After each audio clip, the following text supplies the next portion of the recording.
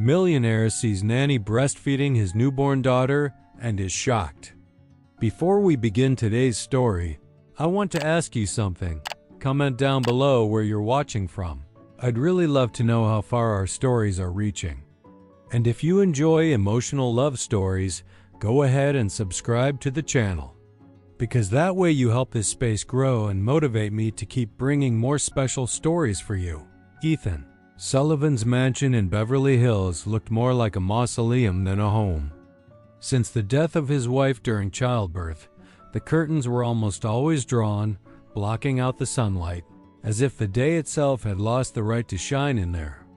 The silence was broken only by the desperate cries of little Emily, his 3-month-old daughter, who refused to accept the bottle. Ethan spent entire nights pacing back and forth in the baby's room, exhausted, with deep dark circles that revealed his insomnia. He tried everything: private doctors, specialized nurses, advice from distant relatives. But nothing could soothe the baby's crying. On one of those endless nights, as he watched Emily hiccup from crying so much, Ethan collapsed into the armchair in the room. He ran his hand over his face and muttered, voice choked, "I don't know what else to do, my angel. Your mom should be here, and I just can't." The weight of guilt was suffocating him. He felt he had failed his wife, and now he was failing his daughter. The empire he had built in the tech industry seemed meaningless compared to the helplessness of not being able to feed his own child. It was then that a neighbor, realizing the unbearable situation, offered him a solution: a young nurse named Claire Bennett. She came highly recommended as someone dedicated, patient, and experienced with newborns. Ethan didn't care for details, didn't ask anything about her personal life. He simply nodded, with the coldness of someone who no longer believed in miracles. If she can make Emily stop crying for 5 minutes, it'll already be worth it, he said, with a mix of sarcasm and despair.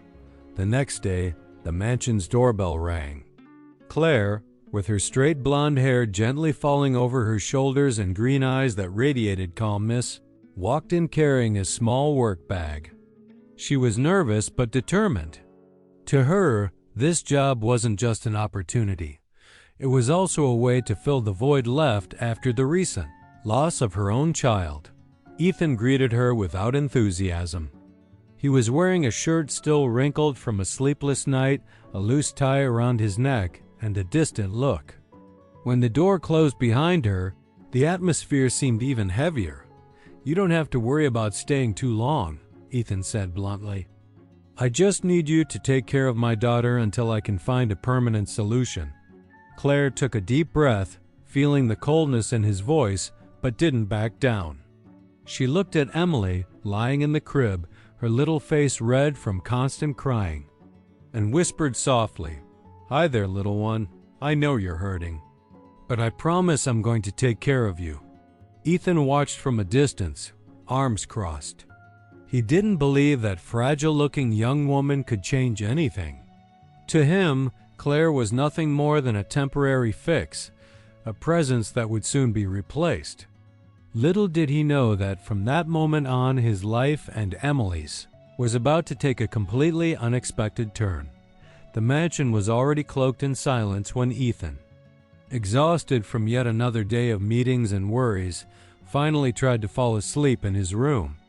The loneliness was crushing, and even lying in expensive linen sheets, the weight of his wife's absence made any sense of comfort impossible.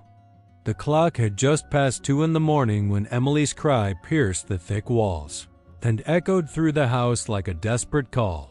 Ethan jumped out of bed, straightening the wrinkled shirt he was still wearing since late afternoon. He hurried down the dark hallway, lit only by motion sensor lights that cast distorted shadows on the walls. His heart pounded, a mix of worry and impatience. As he slowly pushed open his daughter's bedroom door, what he saw froze him in the doorway. Claire, sitting in the armchair beside the crib, held Emily to her chest, nursing her. Her blonde hair fell in messy strands over her shoulders.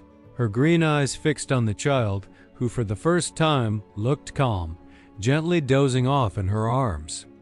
The scene, delicate and tender, hit Ethan like a direct blow to an open wound. He felt a wave of rage rise like fire. He stepped forward, his voice cutting through the air. "What do you think you're doing?" Claire startled, holding Emily tighter to her chest as if afraid he might rip the baby from her arms. She wouldn't stop crying. "I tried the bottle. I tried everything. But she was so weak I didn't have a choice." Ethan clenched his fists, his grayish-blue eyes sparking with fury. "No choice? You dare replace my wife? Her mother died to bring her into this world, and you think you can take that place like it's nothing?" The words came out harsh, spat with resentment, but also heavy with pain. Claire, with tears welling in her eyes, shook her head. "No, Mr. Sullivan, I never wanted to take anyone's place. I only wanted to help. Emily needed to eat. I couldn't just stand by and watch your daughter waste away." But with every word she said, Ethan's heart closed even more. All he could see was an intruder crossing a sacred line. "You went too far, Claire. This isn't professionalism. This is an insult to my wife's memory." Claire lowered her gaze, unable to withstand his fury. Emily, now fed, rested peacefully, unaware of the storm brewing in the room. The contrast between the baby's calm and her father's rage made the scene even more painful. The young woman swallowed hard, her voice shaky as she murmured, "If I made a mistake, it was because I couldn't bear to see an innocent child suffer. But if you want, I can leave now." Ethan didn't respond right away. He stood still, breathing deeply, feeling a mix of anger, guilt, and a strange flicker of gratitude he didn't dare acknowledge. Finally, he said coldly, "No. You stay, but never do that again. If you dare repeat it, I swear there will be no forgiveness." Claire nodded silently, the tears sliding discreetly down her face. Gently, she placed Emily back in the crib and tucked the blanket around her. Ethan turned his back, unable to keep looking. But the image of his daughter finally calm in Claire's arms etched itself into his mind like a wound that would take a long time to heal. As he closed the door behind him, the millionaire walked down the dark hallway, trying to convince himself that he was still in control of his house and his life. Deep down, though, a troubling doubt began to grow. Why, even in the midst of so much indignation, did that scene feel so undeniably right? The next morning, the atmosphere inside the mansion was as heavy as a sky about to collapse.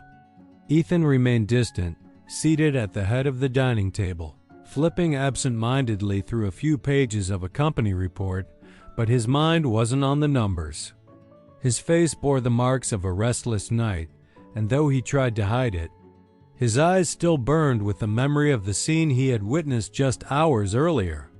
Claire appeared quietly, dressed in the simple nanny uniform that made her look even more delicate. Her blonde hair was tied in a hurried bun, and her pale face revealed she hadn't slept either. She carried Emily in her arms, wrapped in a white blanket, now serene after the storm of cries the night before. For a moment, Claire hesitated to speak. The silence between them was nearly unbearable. But when Ethan raised his eyes to meet hers, the tension shattered. "You still think you can justify what you did last night?" he asked, his voice firm and cutting. Claire took a deep breath. Her heart was pounding, but she knew she could no longer keep the truth inside. She held Emily tighter, as if drawing courage from the warmth of that tiny body. "I need you to listen. Mr. Sullivan, last night, when I held Emily in my arms, it wasn't out of impulse or carelessness. It was out of pain. It was out of love. I've been through this." Her eyes filled with tears. Each word carried unbearable weight. Ethan furrowed his brow, growing impatient. "What exactly are you trying to say?" The tears streamed down Claire's face. Her voice broke as if each syllable tore a piece of her soul. 7 months ago, I also had a baby. A boy named Lucas. He was born premature and he didn't make it. I spent entire nights holding him, begging him to fight, but he left before I ever got to hear his first laugh. Since then, I've still been producing milk. When I saw Emily crying, so fragile, refusing the bottle, I couldn't bear it. It was like seeing my son again, begging for help. The silence that followed was crushing. Ethan remained motionless, feeling a knot form in his throat. For a moment, something inside him wanted to believe, wanted to see the pain behind her words. But the grief he carried had made him unforgiving. He stood abruptly, the chair scraping harshly against the marble floor. He stepped closer to Claire, eyes hardened. "You expect me to believe that? That it's all just some tragic coincidence? Sounds a little too convenient, using the memory of a child no one knew to justify invading my wife's place. You know what I see when I look at you? An intruder. A woman trying to fill a void that doesn't belong to her." His words cut through Claire like knives. She clutched Emily tighter to her chest, the tears now streaming uncontrollably. "I never wanted to replace anyone. Not your wife, not the mother Emily lost. I just wanted to spare this child the suffering my son endured." Ethan turned his face away, unable to meet her pain, yet equally unable to relent. His pride and anger left no room for compassion. "Spare me your stories, Claire. I hired a nanny, not a martyr. Do your job. But don't try to get close to us beyond what's necessary. My daughter already lost a mother. She doesn't need an imposter." The impact of those words made the air thick with tension. Claire didn't respond. She simply lowered her gaze, pressed a soft kiss to Emily's forehead, and walked away in silence, her breath shaking with grief. Ethan remained alone in the room, trying to convince himself he had done the right thing, that he needed to protect his wife's memory at all costs. Yet beneath the coldness of his voice, something gnawed at him. Why did the pain in Claire's eyes feel so real? That night, while Claire tried to bury her pain behind silence and the care she gave to Emily, a subtle but malicious presence wandered through the mansion's halls. Marianne, one of the oldest maids in the house, watched from a distance, tracking the young nanny's every move. A middle-aged woman with cold eyes and a bitter expression. She was resentful, never having earned the trust from her employer that Claire seemed to have gained so quickly. The night before, when Ethan burst into his daughter's room and found Claire nursing the baby, Marianne had been nearby, quietly cleaning the adjacent room. The door had been left slightly ajar, just enough for her to sneak her phone out from the pocket of her apron and snap a photo. To her envious eyes, that image was pure gold.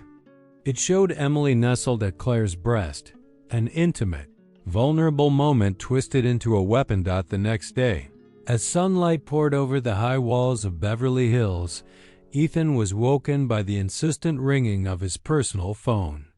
He answered it, irritated, unaware of the storm heading his way. On the other end, the voice of a friend and investor sounded alarmed. "Ethan, have you seen the news? Checked social media today?" Still groggy, he replied, "No, I just woke up." "What's going on? Check now." "You need to see it with your own eyes." With trembling hands, Ethan unlocked his phone. In seconds, the image plastered across every news site filled his screen. The headline screamed in bold letters, "The nanny who wanted to be mom." The photo, sold to a sensationalist tabloid, was now spreading like wildfire. Within minutes, thousands of comments flooded social media. Some accused Claire of being an opportunist. Others blamed Ethan for being reckless, for failing to protect the memory of his late wife. Ethan dropped the phone onto the table, stunned, his breathing uneven. Claire entered the room moments later with Emily in her arms, immediately noticing the look of shock and fury on his face. "What happened?" she asked cautiously. He picked up the phone and showed her the screen. Claire brought her hand to her mouth, horrified by the distorted image now at the center of a public scandal. "Oh my God, no, this can't be real. How did they get that photo?" Ethan stared at her coldly, eyes filled with accusation. "You really don't know? Someone in this house did this. And now my name, my family, and my daughter are being dragged through the mud." Tears streamed down Claire's face as she tried to explain. "I never wanted this. I didn't do anything. Please, believe me. That photo was taken without my consent." But Ethan was already consumed by anger. The phone calls wouldn't stop. One after another, advisors and investors demanded explanations. With each call, his expression hardened further. "Ethan, this kind of scandal can tank your stock. You need to act immediately," one warned. Another added, with chilling corporate indifference. "Either you control this narrative or you risk losing market confidence." The pressure came crashing down like a hurricane. Between protecting the reputation that upheld his empire and the fragile truth Claire was begging him to believe, the choice felt inevitable. Claire, desperate, stepped closer with Emily still in her arms and pleaded, "Don't punish me for something I didn't do. I was only taking care of your daughter. I swear, Ethan, I never wanted to take your wife's place." He turned away, jaw clenched, heart at war with itself. But in that moment, instead of hearing Claire's voice, all he could focus on was the endless ping of phone notifications and the mounting pressure from every direction. Ethan knew he had to decide, and fast. But deep down, he also knew something else. The choice he was about to make wouldn't just determine the fate of his career. It could destroy the only person who, until now, had managed to bring peace to his daughter's heart. The morning sun poured through the grand windows of the main room, but instead of bringing life, it seemed to shine a spotlight on the heavy burden pressing down on the house. Ethan paced back and forth, phone in hand, listening to stern voices on the other end of the line. Shareholders, journalists, lawyers, all with the same demand: act quickly. Protect the company's image. Cut the scandal at the root before it did irreparable damage. Claire appeared at the top of the stairs, holding Emily in her arms. She wore a simple cotton blouse, her face marked by dark circles and eyes swollen from crying. With every step she took, her heart tightened, sensing that something terrible was about to happen. Ethan ended the call with a sharp motion and looked at her. His eyes were cold, but beneath the surface, there was a deep weariness he tried hard to conceal. "Claire, we need to talk, now." She descended slowly, adjusting the blanket around the baby. "Please, tell me you don't believe what they're saying. I'm not the monster the tabloids made me out to be." He swallowed hard, struggling not to falter at the sight of her barely holding back tears. "It's not just about what I believe. It's about what everyone believes. My investors, my partners, the media. I have bigger responsibilities than personal feelings." Claire frowned, her chest rising and falling with shallow, anxious breaths. "Personal feelings? So deep down you do know I'm telling the truth. But you'd rather destroy my life to protect your image?" Ethan looked away for a moment. The silence was the answer Claire feared. When he finally spoke again, it was with rehearsed coldness. "You're fired, Claire. I want you out of this house by the end of the day." The words rang out like hammer blows. In Claire's arms, Emily started crying loudly, sensing the tension. Desperate, Claire tried one last time to reason with him. "Ethan, look at your daughter. She needs me. This isn't about pride or appearances. This is about her health." But he remained unmoved, his expression hard as stone. "That's enough. From now on, someone else will take care of her. Pack your things and go." Tears spilled down Claire's cheeks as she kissed Emily's forehead, trying to say goodbye. Her hands trembled as she placed the baby into her father's arms. Emily squirmed, her cries growing louder, as if she could sense she was being taken away. "It's okay, little one. I'll always love you, Claire whispered, her voice breaking. Ethan held his daughter, but she wouldn't stop crying. She screamed, wailed, and refused the bottle when a nurse hastily hired tried to feed her. Hours passed, and despite being exhausted, the baby rejected every attempt that didn't come from the woman who had just been sent away. That night, Ethan wandered the halls of the mansion with Emily in his arms, trying in vain to soothe her to sleep. Her unrelenting cries were like hammers pounding his conscience. He shut his eyes, but the image of Claire's pleading gaze returned again and again, like a shadow he couldn't chase away. Deep down, Ethan already missed her, not just the way she calmed Emily, but the quiet presence that had begun to fill the emptiness in the house. Still, he refused to admit it. Pride and fear of public opinion shouted louder as Emily sobbed in desperation. He leaned his head against the wall and whispered softly, with no one around to hear but the crying child, "Why? Why does it feel like I made an irreversible mistake?"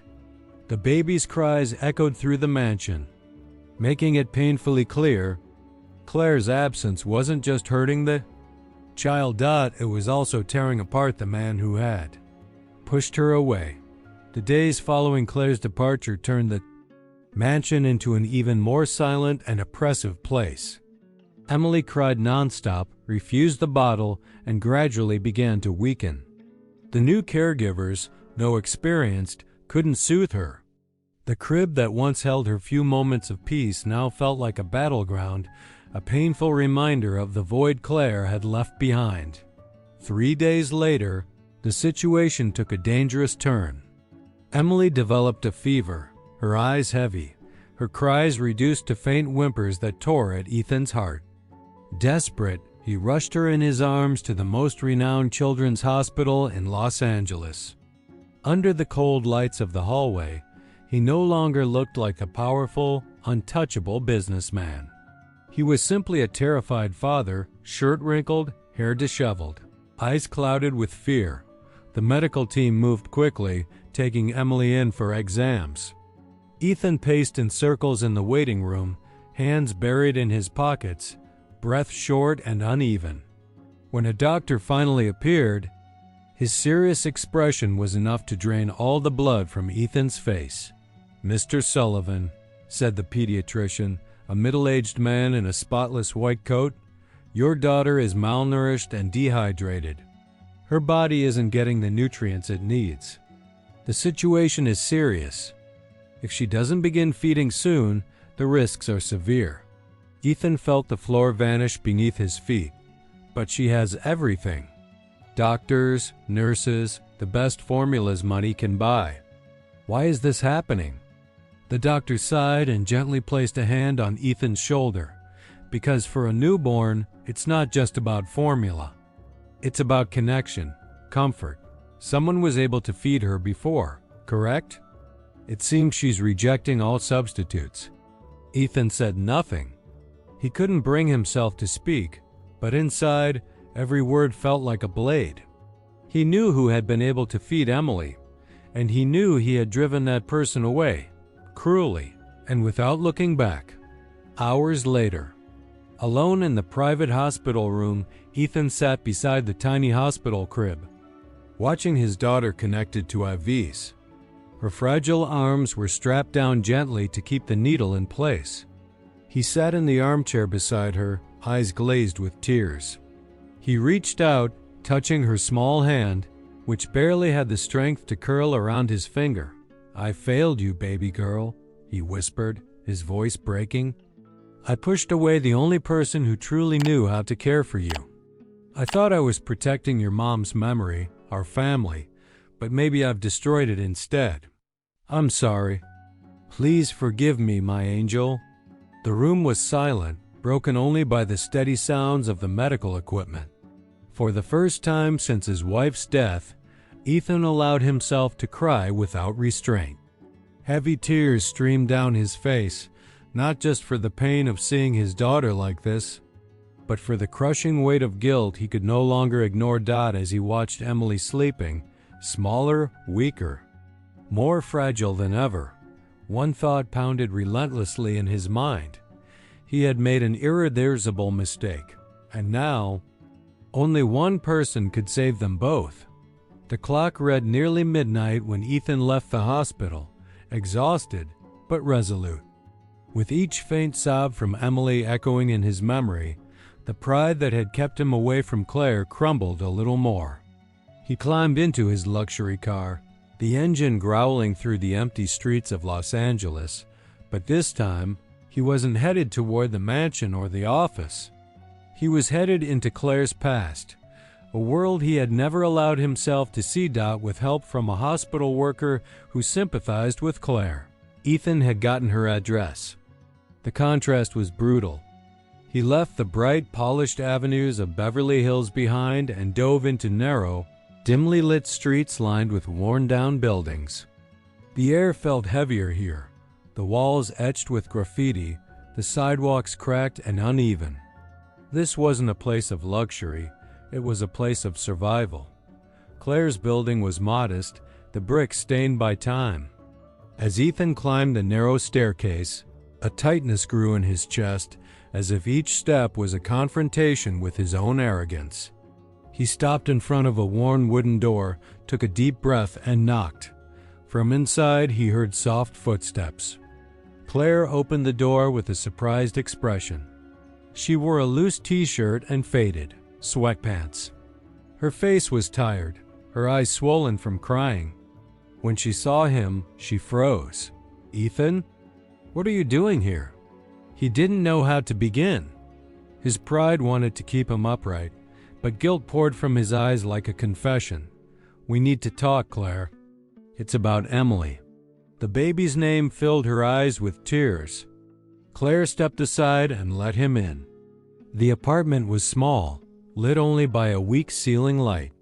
The living room had a worn sofa, a tiny table with 2 chairs, and a simple bookshelf where a few framed photos stood out. Ethan walked slowly toward them and stopped in front of one. It was a picture of a delicate baby wrapped in a soft blue blanket with a near angelic smile. His heart stopped for a moment. "That's him?" Claire stepped closer, her fingers gently touching the edge of the frame. Her voice came out weak but full of emotion.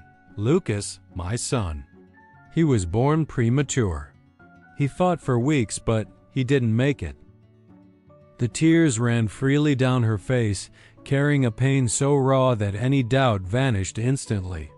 She went on, her voice cracking. "I kept every memory, every photo.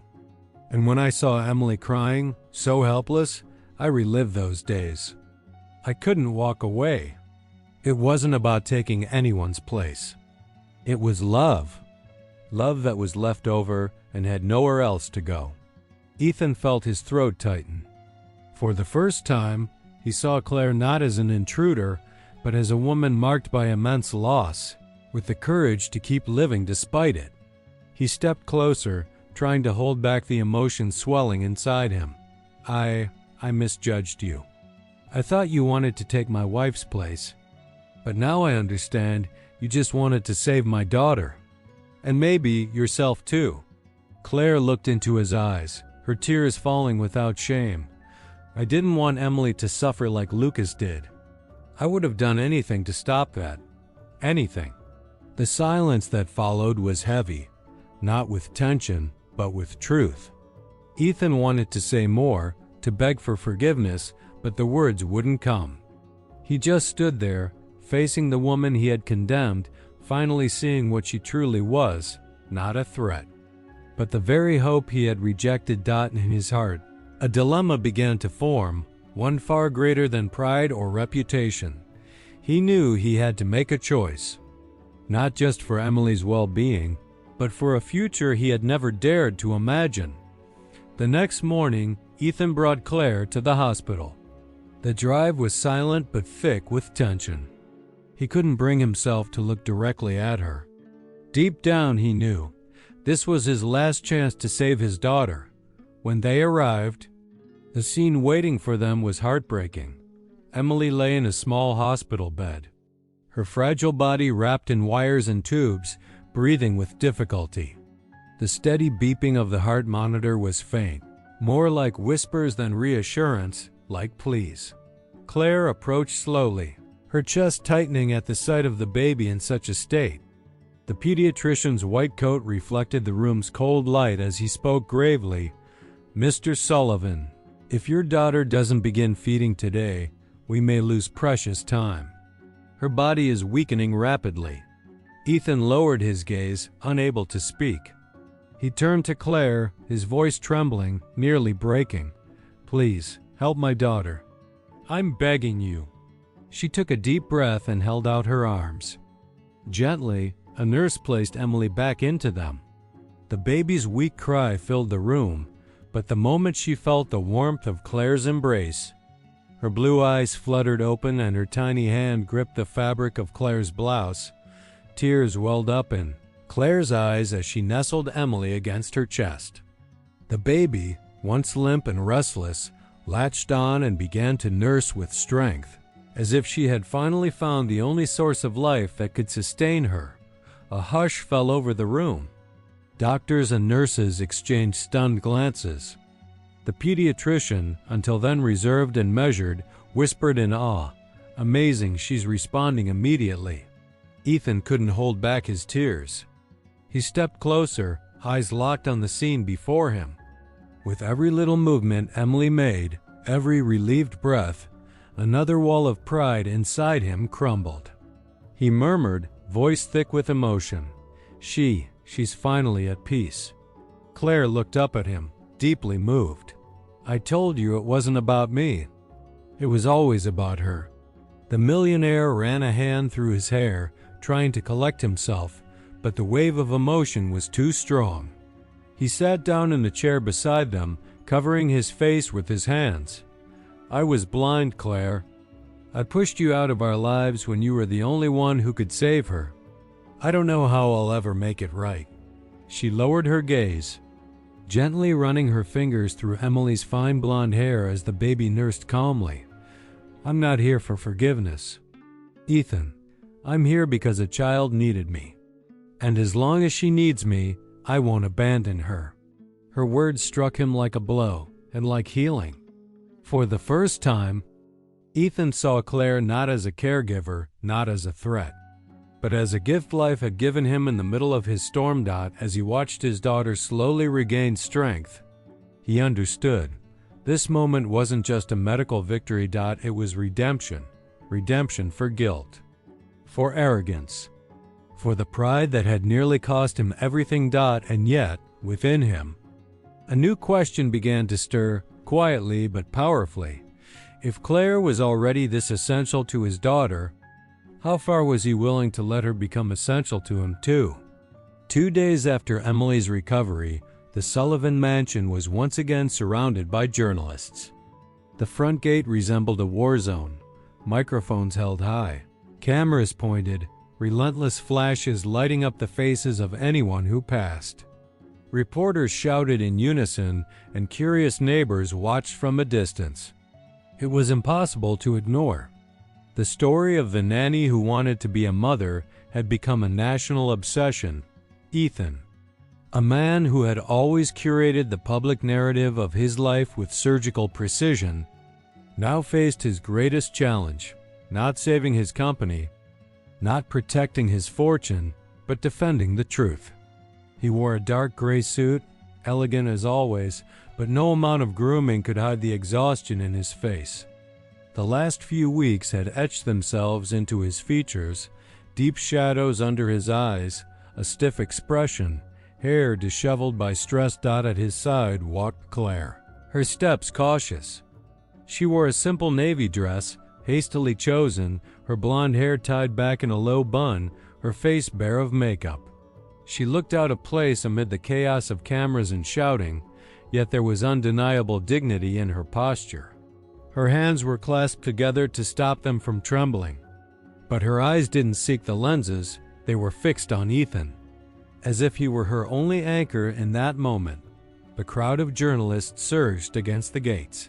"Mr. Sullivan, is it true the nanny tried to take the mother's place? Is Claire Bennett just another opportunist? Will you be removing her from your daughter's life permanently? And what about your company stakeholders amid this scandal? Ethan stopped at the top of the mansion's grand staircase. The flashes grew brighter, capturing every movement. Emily, in the arms of a nurse, was safe inside the house. Now it was just him, Claire, and an entire nation waiting for an answer. He took a deep breath. The silence before he spoke was deafening. Then, with a firm, clear voice that cut through the noise like thunder, he declared, "Listen closely. Claire didn't replace my wife. She saved my daughter. And she saved me too." His words hit like a shockwave. For a moment, the press fell completely silent. Some lowered their cameras, stunned. The air grew heavy, as if everyone had been struck by the same realization. Ethan continued, his voice now filled with raw emotion. "You judged her without knowing her story. So did I. I accused, I doubted, I treated her with coldness. But when my daughter was on the brink of death, it wasn't world-renowned doctors or expensive formulas that saved her. It was Claire. With love. With courage. With sacrifice." Claire's eyes filled with tears. Never had she imagined that this man, proud, guarded, unreachable, would one day defend her name in front of the world. Ethan raised his chin, looking straight into the cameras. "And I need everyone to hear this. I was wrong. I was wrong to push her away. Wrong to doubt her. Claire didn't try to take the place of Emily's mother. No one could. But she did what no one else could. She gave my daughter what all my wealth couldn't, a chance to live. And for that, I will honor her and defend her until the very end." The effect was immediate. Social media exploded. Claire went from villain to national hero. Hashtags trended, headlines softened. The country seemed to be witnessing, in real time, a complete reversal of the narrative, one no longer controlled by scandal, but by truth. When the gates finally closed and the noise outside was muffled, the mansion fell into silence once again. Ethan slipped off his suit jacket, his shoulders heavy as if he had just returned from battle. Claire stood frozen in the middle of the room, unsure what to do, what to feel. He approached her slowly, still struggling to find the right words. He stopped in front of her, his gray-blue eyes locked onto hers, and extended a hand. "Claire," she stepped back, confused. "Why did you say all that? You know, they'll look at me even more now. Judge me harder." Ethan sighed, running a hand through his hair. "I said it because it was the truth. And for the first time in a long time, I chose not to hide the truth. I don't care about the comments, or the investors, or the tabloids. All I care about is my daughter's life and the woman who saved it." She looked away, her heart pounding. "Don't say that. Maybe it's just gratitude. Don't confuse the two." He stepped closer, his voice low but intense. "It's not gratitude. I know what I feel. I tried to lie to myself, tried to fight it. But every time I look at you, I feel my heart beating again. And it's been dead since the day I buried my wife." Tears spilled from Claire's eyes. She shook her head, backing away again. "But what if they don't accept it? What if they say I took advantage of your grief?" Ethan held her hand tightly, moving close enough for her to feel his breath. "Let them talk. The world always talks. But I won't let fear run my life anymore. I want to live, Claire. I want to live this with you." She looked at him, her chest rising and falling quickly, torn between reason and heart. But his gaze was too intense, too honest. For the first time, there was no barrier between them. "Ethan," she whispered. Hesitant, he reached up and gently caressed her tear-streaked cheek. "I see you, Claire. I see beyond the pain, beyond the criticism, beyond the past. I see the woman who gave life back to my daughter and to me." The silence that followed was broken only by the soft, distant sound of Emily breathing upstairs. Claire closed her eyes for a moment, as if surrendering to the inevitable. When she opened them, she found only his, steady, full of longing, full of certainty. And then, finally, his lips met hers. The kiss was deep, full of everything they had held back: pain, longing, hope. It was a kiss of redemption, of release. In that moment, the headlines, the judgment, the world, all disappeared. There was no millionaire, no nanny, just two broken hearts that, against all odds, had found their way back to life in each other. Time passed, but it left visible marks and at the same time, unexpected scars that slowly healed. The Sullivan mansion, once silent, cold, and almost sepulchral, had changed completely. Where once the sound of painful memories echoed in hollow halls, now there was laughter, the hurried footsteps of a child, and voices that warmed the marble corridors. The garden, once just a decorative showpiece for guests, now brimmed with life: colorful flowers chosen by Claire, toys scattered across the grass, and the joyful sound of Emily running between the trees. Inside the house, everything felt transformed. The kitchen, once a formal, silent space where meals were prepared by staff, now overflowed with the scent of simple recipes made with love. Claire, wearing an apron, laughed as she tried to keep Emily, her tiny hands still dusted with flour, from running across the table.